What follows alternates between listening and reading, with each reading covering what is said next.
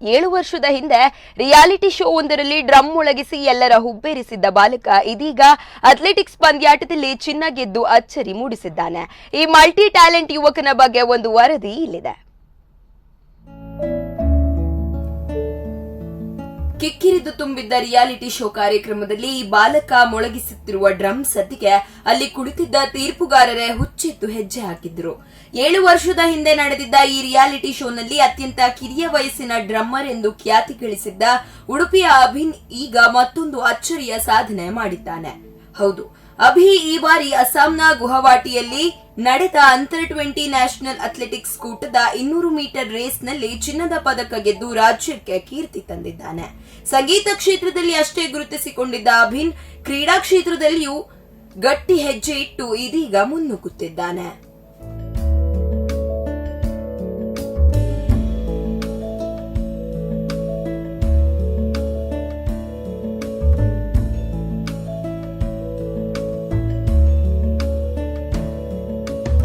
ಉಡುಪಿಯ ಅಂಬಾಗಿಲು ನಿವಾಸಿಯಾಗಿರುವ ಭಾಸ್ಕರ್ ದೇವಾಡಿಗ ಅವರ ಮಗನಾದ ಅಭಿನ್ ಬಾಲ್ಯದಿಂದಲೂ ಸಂಗೀತದ ಬಗ್ಗೆ ವಿಶೇಷ ಆಸಕ್ತಿಯನ್ನು ಹೊಂದಿದ್ದ.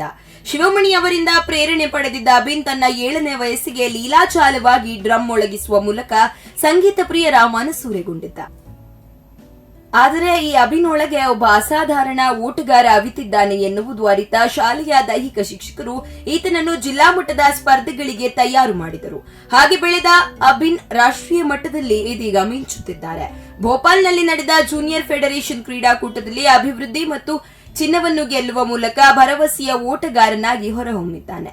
ಉಡುಪಿಯ ಖ್ಯಾತ ಕ್ರೀಡಾ ತರಬೇತುದಾರ ಜಾಹಿರ್ ಅಬ್ಬಾಸ್ ಅವರಿಂದ ತರಬೇತಿ ಪಡೆಯುತ್ತಿರುವ ಅಭಿನ್ ತನ್ನ ಮಿಂಚಿನ ವೇಗದಿಂದಾಗಿ ಕೀನ್ಯಾದ ನೈರೋಬಿಯಾದಲ್ಲಿ ನಡೆಯಲಿರುವ ಅಂಡರ್ 20 ಇಂಟರ್ ನ್ಯಾಷನಲ್ ಸ್ಪರ್ಧೆಗೆ ಆಯ್ಕೆಯಾಗಿದ್ದಾರೆ. ಆದರೆ ಈ ಸ್ಪರ್ಧೆ ಜೂನ್ ತಿಂಗಳ ಒಳಗೆ ನಡೆದರೆ ಮಾತ್ರ ಅಭಿ ಭಾಗವಹಿಸುವ ಸಾಧ್ಯತೆ ಇದೆ. ಜೂನ್ ಬಳಿಕ ಅಭಿನ್ ವಯಸ್ಸು 21 ಆಗುವ ಕಾರಣ ಈ ಸ್ಪರ್ಧೆಯಲ್ಲಿ ಭಾಗವಹಿಸಲು ಸಾಧ್ಯವಾಗುವುದಿಲ್ಲ.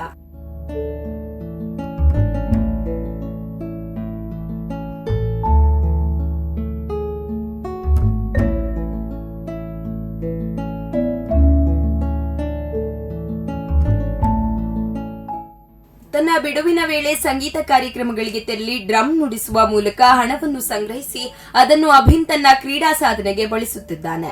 ಚೀನಾದಲ್ಲಿ ನಡೆಯುವ ವರ್ಲ್ಡ್ ಯೂನಿವರ್ಸಿಟಿ ಗೇಮ್ನಲ್ಲಿ ಭಾಗವಹಿಸುವುದು ನನ್ನ ಗುರಿ ಎಂದಿರುವ ಅಭಿನ್ ಇದಕ್ಕಾಗಿ ಭುವನೇಶ್ವರದಲ್ಲಿ ತರಬೇತಿ ಪಡೆಯಲು ಸಿದ್ಧತೆ ನಡೆಸುತ್ತಿದ್ದಾನೆ.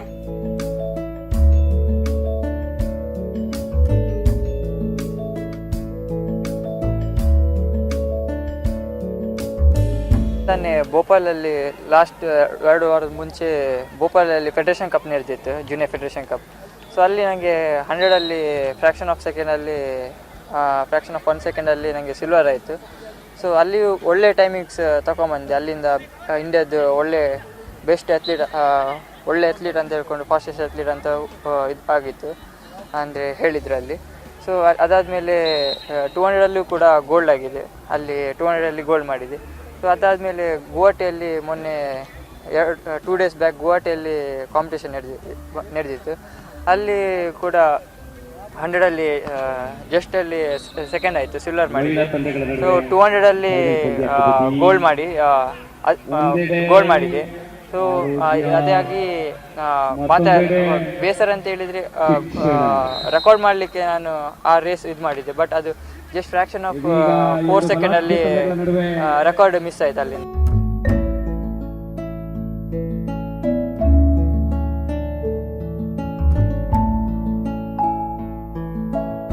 ಒಟ್ಟಿನಲ್ಲಿ ಮಲ್ಟಿ ಟ್ಯಾಲೆಂಟ್ ಹೊಂದಿರುವ ಈ ಯುವಕ ತನ್ನ ಹಾದಿಯಲ್ಲಿ ಇನ್ನಷ್ಟು ಸಾಧನೆ ಮಾಡಿ ನಮ್ಮ ದೇಶ ರಾಜ್ಯಕ್ಕೆ ಇನ್ನಷ್ಟು ಕೀರ್ತಿ ತರಲಿ ಎನ್ನುವುದೇ ನಮ್ಮ ಹಾರೈಕೆ. ಪ್ರಮೋದ್ ಸುವರ್ಣ, ಸ್ಪಂದನ ಟಿವಿ, ಉಡುಪಿ.